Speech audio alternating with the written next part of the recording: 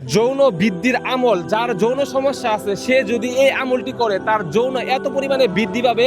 এটা আল্লাহ তাআলার কালাম, এটা হারবাল বা ওষুধ না, আল্লাহ তাআলার কালাম। সে সুস্থ হয়ে যাবে। আর কোনো সুস্থ মানুষ যদি এই আমলটি করে তাহলে তার 2টা বিয়ে করতে হবে।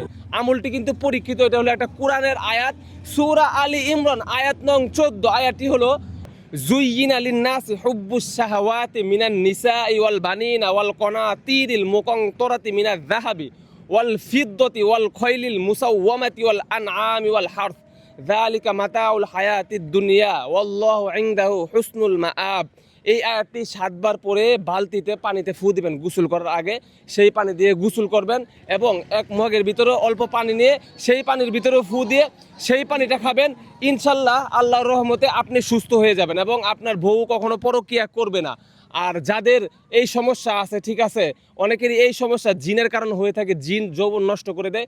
আপনার যদি মনে হয় আপনার জিনের কারণে আপনার যৌবন নষ্ট হয়ে গেছে, অবশ্যই কমেন্ট বক্সে সমাধান চাই লিখে কমেন্ট করবেন, ইনশাল্লাহ আপনাদেরকে সমাধান দেওয়া হবে। ভিডিওটা যেন হারিয়ে না যায় এই জন্য সেভ করে রাখবেন এবং শেয়ার দিয়ে রাখবেন।